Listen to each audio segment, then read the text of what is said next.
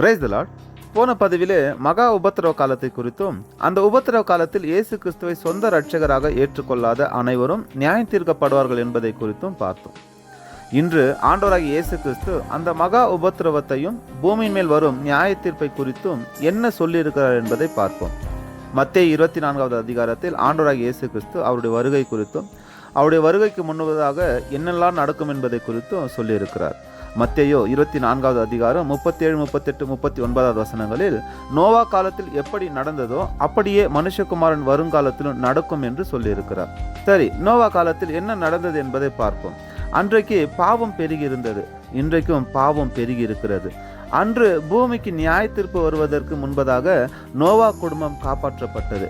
இயேசு கிறிஸ்துவின் வருகைக்கு முன்னதாக, அதாவது நியாய தீர்ப்புக்கு முன்பதாக, யூதர்களின் 12 கோத்திரத்திலும் 1,44,000 பேர், கோத்திரத்துக்கு 12,000 பேர் என அவர்கள் பாதுகாக்கப்பட வேண்டும்.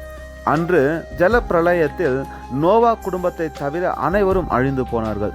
இங்கே பாதுகாக்கப்பட்ட 1,44,000 பேரை தவிர மற்ற எல்லாருமே அழிக்கப்படுவார்கள்.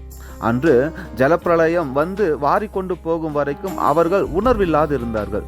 இங்கேயும் அப்படியே அநேக நியாய தீர்ப்பு வரும் வரைக்கும் உணர்வில்லாதவர்களாய் தான் இருப்பார்கள். அன்று ஜலப்பிரளயத்தினால் பூமி சுத்திகரிக்கப்பட்டது, இங்கே அக்கினியினால் பூமி சுத்திகரிக்கப்படும். அங்கே புதிய பூமியிலே நோவா குடும்பம் பலுகி பெருகினார்கள். இங்கே இந்த 1,44,000 இஸ்ரவேலர்கள் பலுகி பெருக வேண்டும். அதுதான் 1000 வருடம் அரசாட்சி. அதில் இயேசு கிறிஸ்து ராஜாதி ராஜாவாக இருந்து ஆளுகை செய்வார். பாருங்க, ஆண்டவர் சொன்னது போல நோவா காலத்துல எப்படி நடந்ததோ அப்படியே நடக்கும் இல்லையா?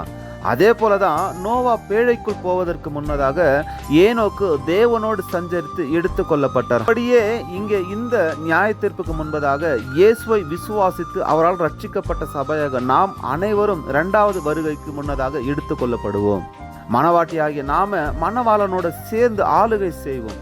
அவரோடு கூட நாமும், அதாவது இந்த நியாய தீர்ப்புக்கு முன்னதாக எடுத்துக்கொள்ளப்பட்ட நாமும் இயேசு கிறிஸ்துவோடு கூட ஆளுகை செய்வோம். 2 தீமோத்தி 2வது அதிகாரம் 12வது வசனம் சொல்லுகிறது, அவரோடு கூட பாடுகளை சகித்தோமானால் அவரோடு கூட ஆளுகையும் செய்வோம் என்று.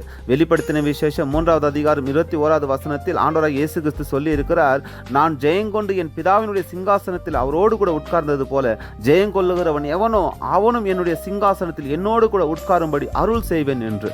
பழைய ஏற்பாட்டின் பரிசுத்தவான்கள் கேட்டு கிடைக்காதது நமக்கு இயேசு இலவசமாக கொடுத்திருக்கிறார். இதைதான் நாம் கிருபையின் காலம் என்கிறோம். மணவாளன் எங்கேயோ மணவாட்டியும் என்றென்றும் அவரோடு கூட தாங்க.